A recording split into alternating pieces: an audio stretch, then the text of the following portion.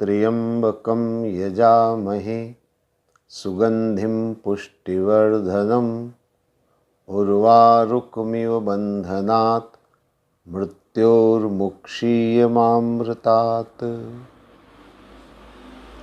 आइए शिव महापुराण की चर्चा हम प्रारंभ करें। इसके पूर्व भाग में पार्वती के जन्म की चर्चा मैं आपसे कर रहा था और उनके जन्म से लेकर के अब उनके विवाह की कथा हम लोग कर रहे हैं। मैंने आपसे निवेदन किया था, पार्वती है श्रद्धा, भगवान शंकर है विश्वास। श्रद्धा का जन्म होता है प्रेम और भक्ति के द्वारा। हिमालय राज है प्रेम, मैना शब्द बताता है जिसमें मैंपन न हो, वही भक्ति है और उसी से श्रद्धा का प्रादुर्भाव होता है। अब इस श्रद्धा और विश्वास का मिलन होना है, पार्वती और भगवान शंकर का विवाह होना है, लेकिन बड़ी अड़चनें, बड़ी बाधाएं हैं बीच में। इस कथा के अंदर भगवान शिव और पार्वती के विवाह के बीच में कई बाधाएं हैं। इसके पूर्व भाग में मैंने कहा था, हिमालय राज पहुंचे, भगवान शंकर हिमालय पर्वत पर तपस्या कर रहे थे। उन्होंने पार्वती सेवा करना चाहती है ऐसा अनुरोध किया। पहले शंकर जी ने मना कर दिया, लेकिन बाद में पार्वती ने अद्भुत ज्ञान से भगवान शंकर को संतुष्ट किया और बाद में उन्हें सेवा की अनुमति मिल गई। सेवा करने लगी पार्वती। ऐसा लग रहा था अब शिव और पार्वती का बहुत जल्दी मिलन होगा, लेकिन बीच में कामदेव आया और कामदेव का प्रभाव शिव और पार्वती दोनों पर हुआ। लेकिन उसी समय भगवान शंकर ने अपने तीसरा नेत्र खोल करके कामदेव को भस्म कर दिया। अब जब कामदेव भस्म हो गया तो विवाह की कोई संभावना नहीं बची। तो इस कथा के अंदर ऐसे कई अवरोध आते हैं, कई बाधाएं आती हैं। बड़ी अद्भुत कथा है। एक मन में प्रश्न उत्पन्न होता है। इसके पूर्व भगवान शंकर की प्रथम पत्नी सती के जन्म और उनके विवाह की कथा हमने करी थी। उसमें कोई बाधा नहीं, कोई रुकावट नहीं। लेकिन पार्वती और शंकर के विवाह में इतनी बाधाएं और रुकावट क्यों? उसका एक कारण है, एक सिद्धांत आप समझ लीजिए। जीवन में शंकाएं तुरंत उत्पन्न हो जाती हैं किसी के भी प्रति, लेकिन श्रद्धा बड़ी मुश्किल से किसी पर हमारी कायम होती है। शंका को उठने में एक पल का भी समय नहीं लगता। आपने देखा होगा जीवन में कई बार किसी ने दूर से आपको देखा, उसने अपना हाथ उठाया, उंगली उठाई, पता नहीं उसने किस लिए ऐसा किया, लेकिन आपके मन में शंका हुई, जरूर उसने मेरे बारे में कुछ कहा है। तो शंकाएं आदमी के मन में तुरंत होती है। शंका आदमी तुरंत कर लेता है, बिना सोचे विचारे आदमी सशंकित हो जाता है, लेकिन श्रद्धा बड़ी मुश्किल से होती है। तो ये पार्वती का जो चरित्र है, ये श्रद्धा का चरित्र है, और श्रद्धा को कायम रखना इतना आसान काम नहीं है। श्रद्धा को स्थापित करना इतना आसान काम नहीं है। भगवान शिव और पार्वती के विवाह में इतनी सारी अड़चनें इसीलिए। अब भगवान शिव और पार्वती के बीच में कामदेव आया और यहां पर कामदेव को भगवान शंकर ने भस्म कर दिया लेकिन इसके बाद भगवान शंकर हिमालय छोड़कर पुनः कैलाश पर चले गए और पार्वती पुनः पिता के घर पहुंच गई। किसके कारण? कामदेव के कारण। आपको याद होगा पहले भी शिव पुराण में कामदेव का प्रसंग आया था और मैंने कहा था ये कामदेव ये है विज्ञान। श्रद्धा और विश्वास के बीच में जब विज्ञान आ जाता है तो श्रद्धा और विश्वास में दूरियां बढ़ जाती है, क्योंकि विज्ञान का मार्ग है तर्क का मार्ग। विज्ञान चलता है बुद्धि के आधार पर, वहां श्रद्धा का कोई लेना देना नहीं, वहां श्रद्धा का कोई स्थान नहीं है।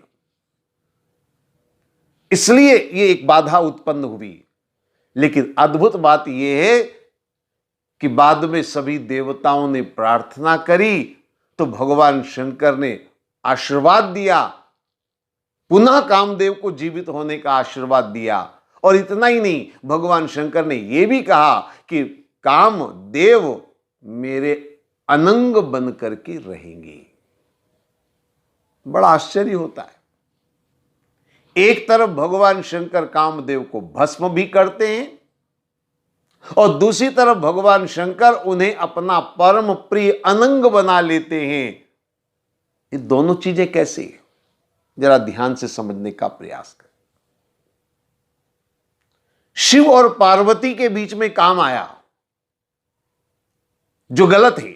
श्रद्धा और विश्वास के बीच में विज्ञान का होना श्रद्धा के लिए ठीक नहीं है। लेकिन अब भगवान शंकर कहते हैं ये मेरा अनंग बनकर रहेगा। अनंग माने अंतरंग, एक। क्यों? क्योंकि भगवान शंकर है विश्वास, और विज्ञान जब चलता है तो विश्वास के आधार पर ही चलता है। कोई भी वैज्ञानिक किसी भी वस्तु का आविष्कार जब करता है तो सबसे पहले उसको विश्वास करना पड़ता है कि ऐसा संभव है, तभी वो उसके ऊपर प्रयोग करेगा और प्रयोग करते करते वो सफल होगा और वो आविष्कार करेगा। तो विज्ञान के लिए विश्वास का होना बहुत जरूरी है। इसलिए भगवान शंकर कहते हैं मुझसे अलग नहीं रहेगा, ये मेरे साथ रहेगा। विज्ञान का विश्वास से बहुत गहरा संबंध है। और भगवान शंकर कहते हैं पुनर्जीवित होगा। क्यों पुनर्जीवित होगा? क्योंकि काम सृष्टि का एक अनिवार्य अंग है।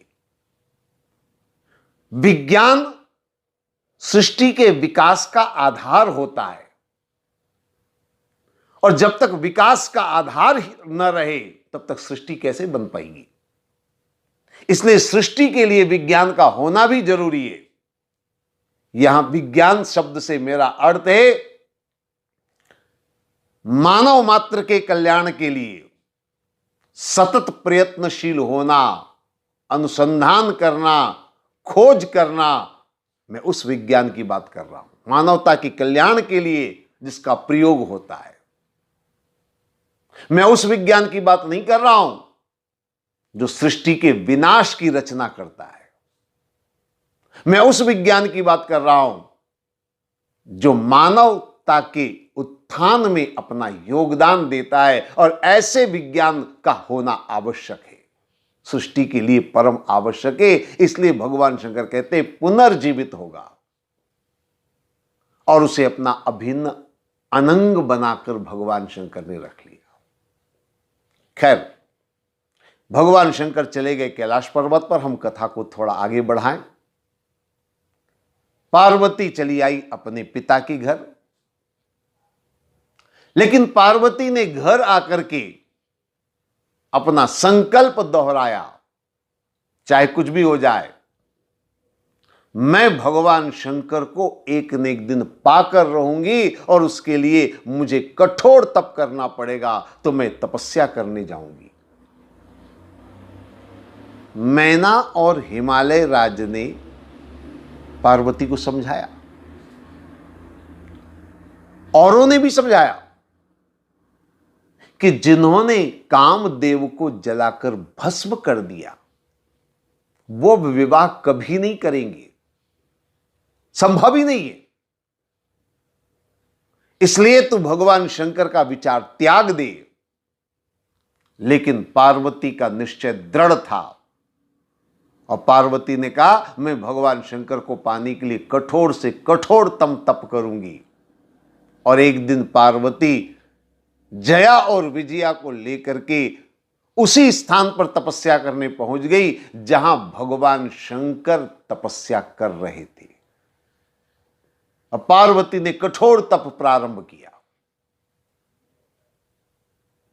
पार्वती ने कठोर तपस्या प्रारंभ करी। थोड़ा सा इस तप को ध्यान से समझने का प्रयास करें। श्रद्धा अब और परिष्कृत होने जा रही है तपस्या के द्वारा।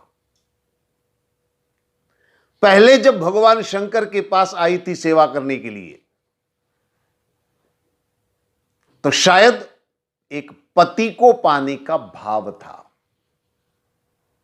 और पति को पाने का भाव का मतलब है एक स्वार्थ था। लेकिन अब तपस्या कर रही है पार्वती पति के लिए नहीं बल्कि परमेश्वर के लिए। अब श्रद्धा स्वार्थ के लिए नहीं बल्कि स्वार्थ से ऊपर उठ करके परम तत्व को, परमात्मा को पाने के लिए। तो ये तपस्या हम यूं कह सकते हैं श्रद्धा को परिष्कृत करने का, श्रद्धा को और ज्यादा श्रेष्ठ करने का ये साधन है।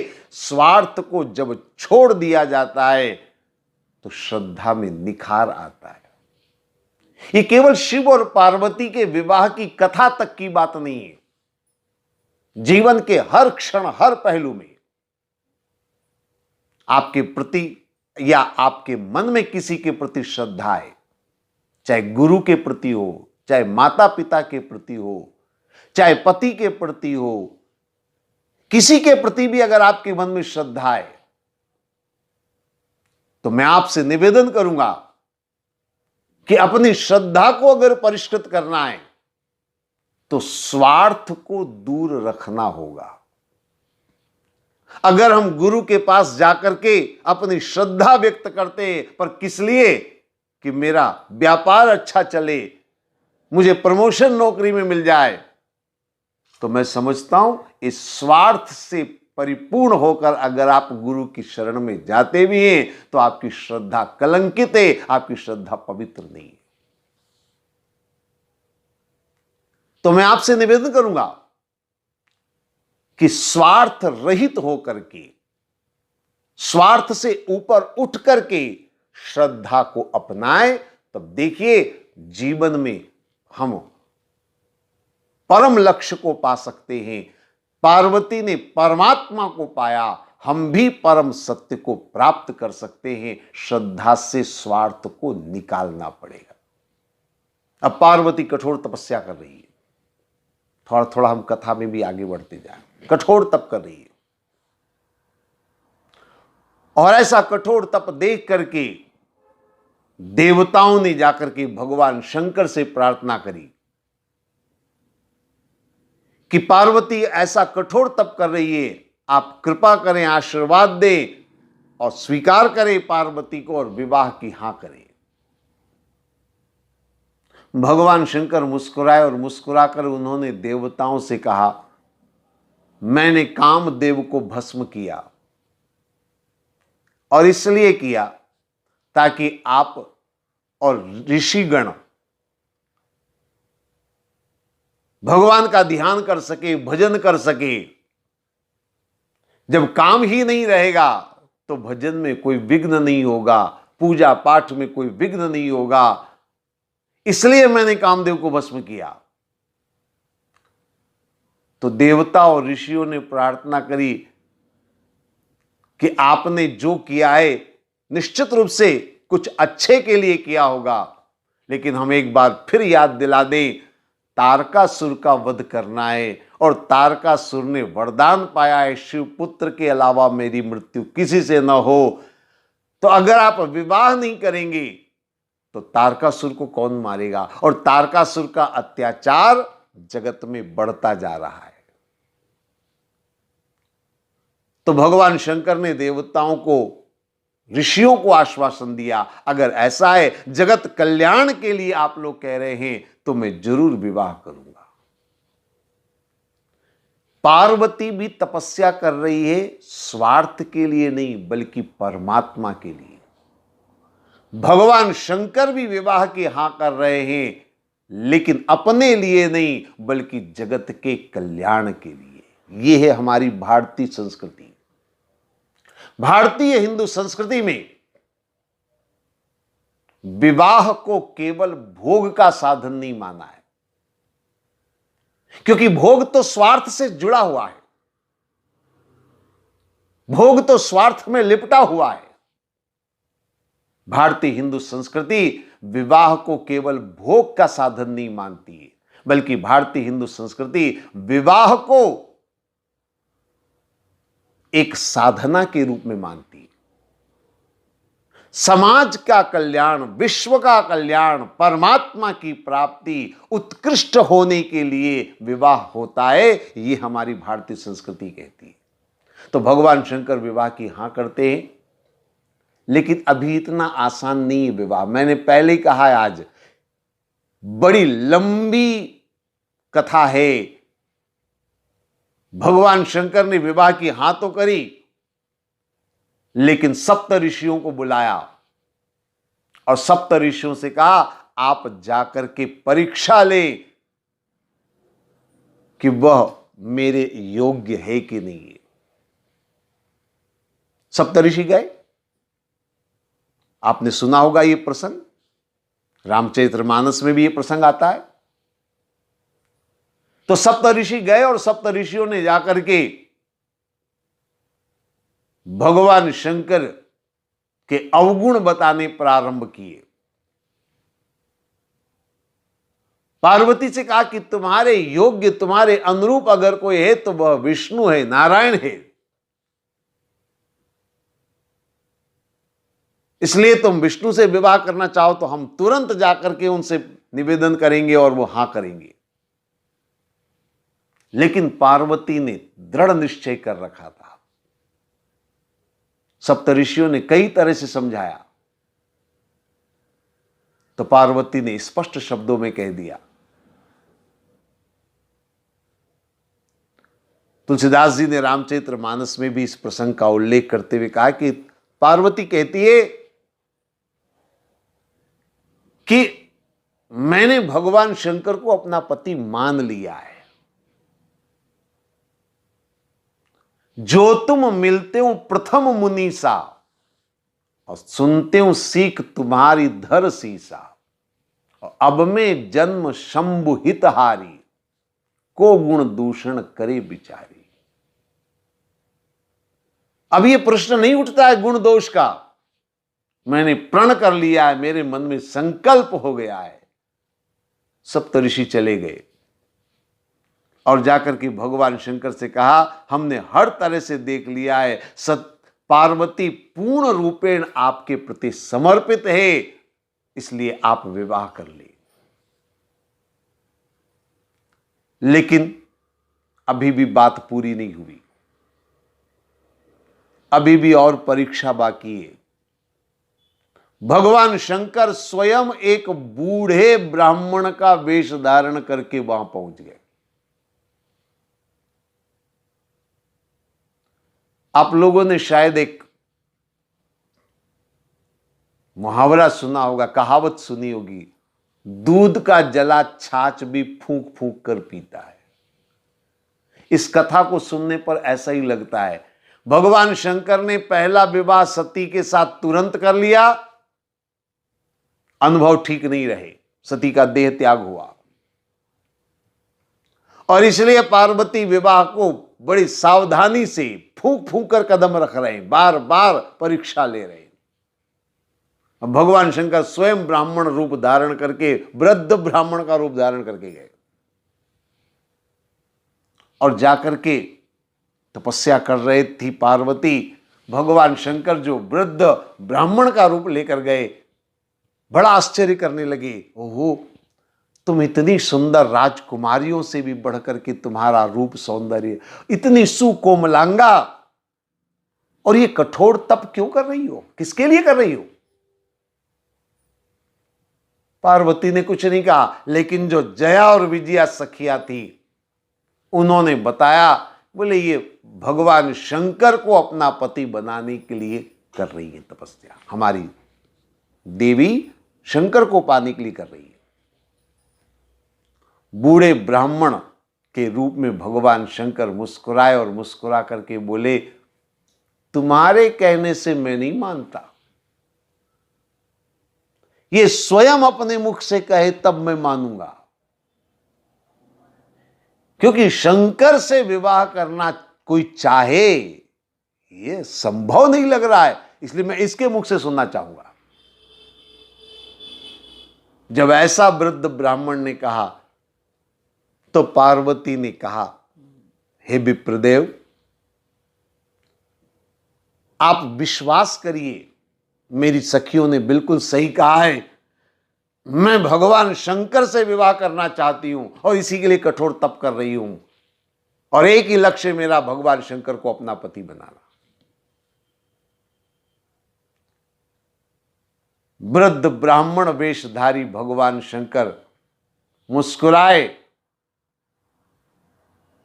तो पार्वती ने पूछा, आप क्यों मुस्कुरा रहे? बूढ़े ब्राह्मण ने कहा, छोड़ो छोड़ो छोड़ो, अब मैं जाता हूं, मुझे कुछ नहीं कहना है, क्योंकि मैं कुछ कहूंगा भी तो शायद तुम मानोगी नहीं। तो पार्वती ने कहा, ऐसी कौन सी बात है जो आप कहेंगे और मैं नहीं मानूंगी? ब्राह्मणों का आदर करती हूं मैं, आप बताइए क्या कहना चाहती। बूढ़े ब्राह्मण के रूप में भगवान शंकर ने कहा, अरे मूर्ख, तू किससे विवाह करने चली? वो शंकर, भगवान शंकर अपनी स्वयं की निंदा करनी शुरू कर देते। वो तो अघोरी है, वो तो जटाजूटधारी है, वो तो नग्न रहता है, सांप बिच्छू गले में लटकते, और ढेर सारी आलोचना शुरू कर दी। पार्वती ने आलोचना सुनते सुनते बीच में ही रोकते हुए कहा, हे विप्रदेव, आप ब्राह्मण हैं और ब्राह्मण वध के योग्य नहीं होता है, इसलिए मैं चुप बैठ गई। अगर कोई और होता ना तो मैं उसके प्राण ले लेती।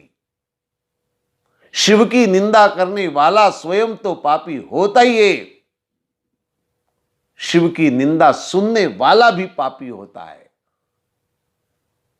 आपका क्या होगा ये मैं नहीं जानती, लेकिन आप मुझे पाप में डाल रहे शिव की निंदा सुना करके, और इस स्थान पर बैठकर आपने शिव की निंदा करी है, ये स्थान अपवित्र हो गया। और उठ करके पार्वती जाने लगी। जैसे ही पार्वती जाने लगी, भगवान शंकर अपने असली रूप में आ गए और हाथ पकड़ करके बोले, मैं तो आपको देख रहा था, आपकी परीक्षा ले रहा था, अब मैं आपसे प्रेम भरा निवेदन करता हूं, मेरे प्रेम पूर्ण निवेदन को स्वीकार कर लो, मेरे साथ विवाह करो।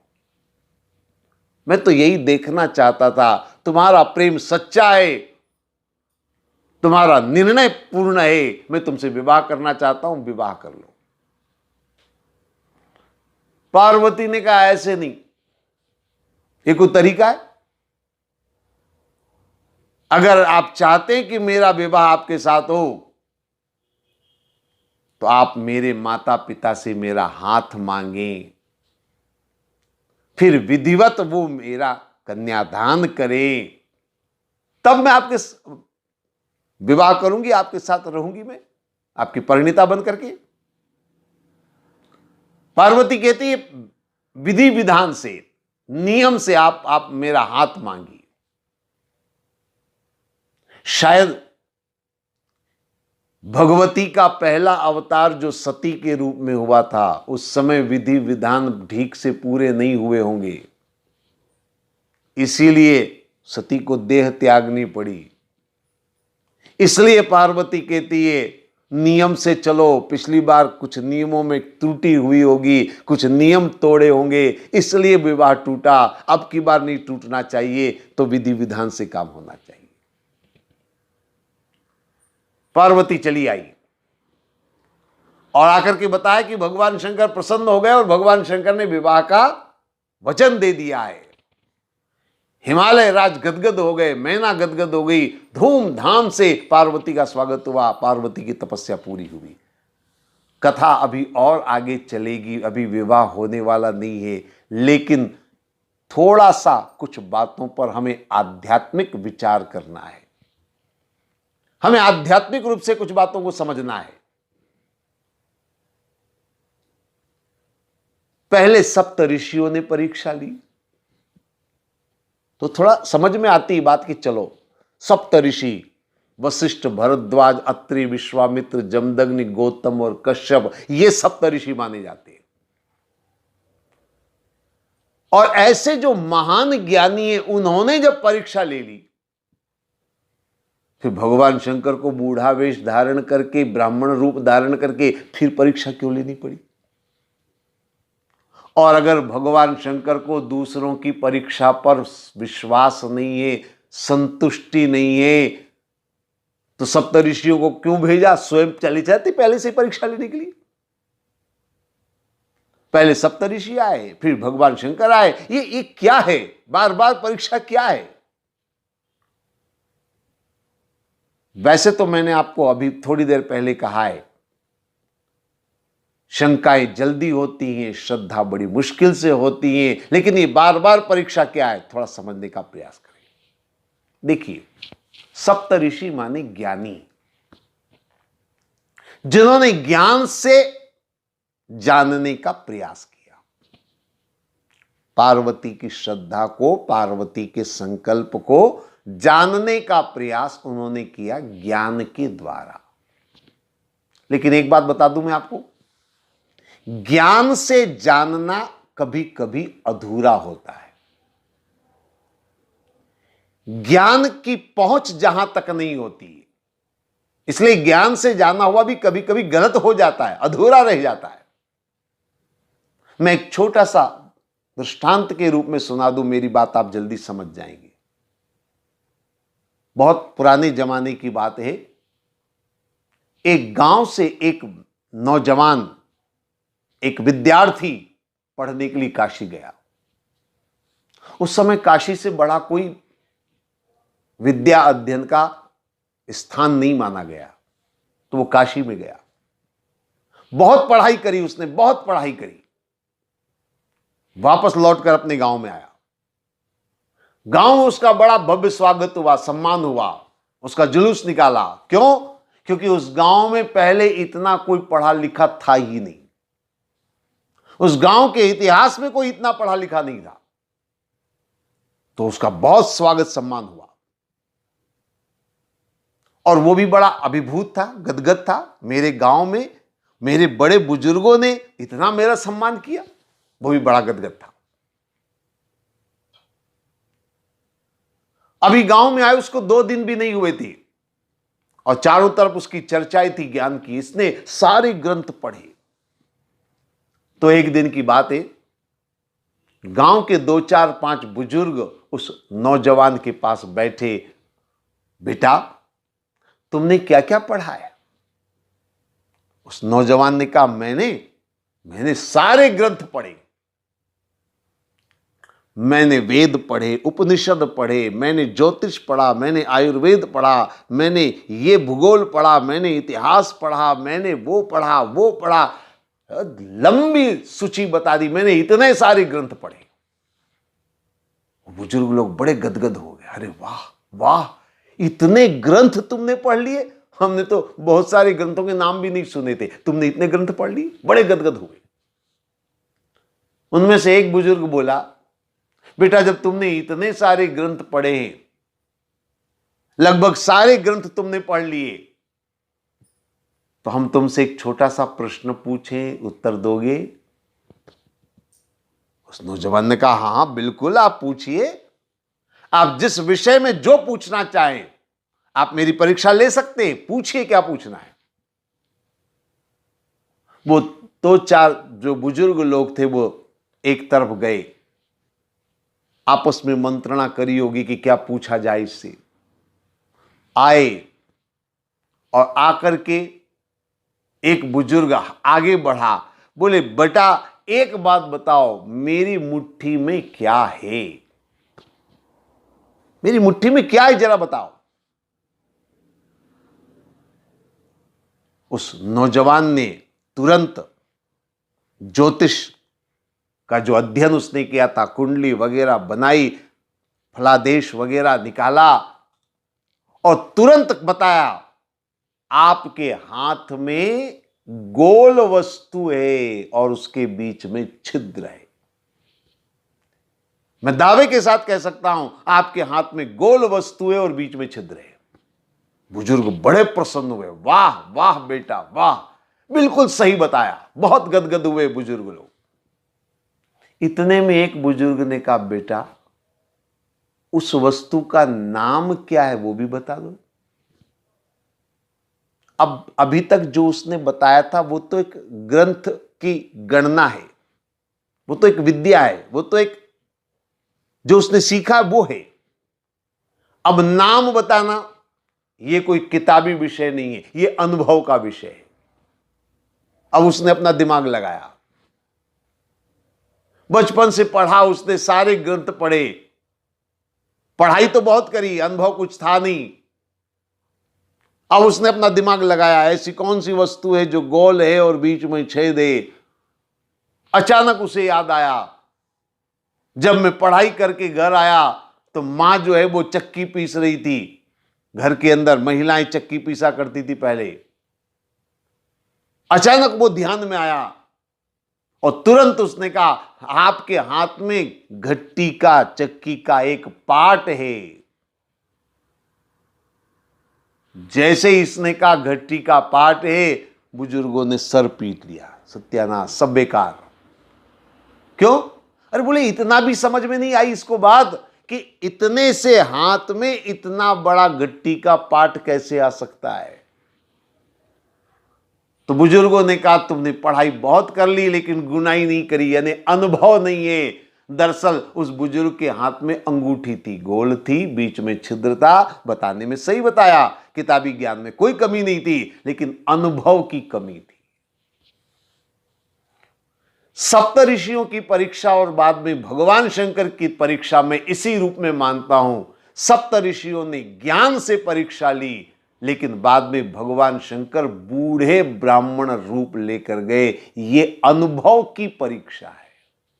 अनुभव ही बहुत जरूरी है। बुजुर्ग का वेश धारण करने का मतलब अनुभव था। श्रद्धा को अनुभव से परखना पड़ेगा, समझना पड़ेगा। और जब अनुभव जन्य हुए, जब अनुभव से देखा श्रद्धा परिपूर्ण है, श्रद्धा समर्पित है, तो भगवान शंकर तुरंत हां कर लेते हैं। भगवान शंकर तुरंत विवाह के लिए प्रस्ताव रख देते हैं। लेकिन पार्वती कहती है, पहले आप अनुमति ले। अब भगवान शंकर अनुमति कैसे लेंगे, कैसे भगवान शंकर और पार्वती का विवाह हुआ, इस संभवतः हम अगले कड़ी के अंदर इसकी चर्चा करेंगे। आज इतना ही। ओम सर्वे भवन्तु सुखिना, सर्वे सन्तु निरामया, सर्वे भद्राणि पश्यन्तु, मां कश्चित् दुःख भाग् भवेत्। ओम शांति शांति शांति।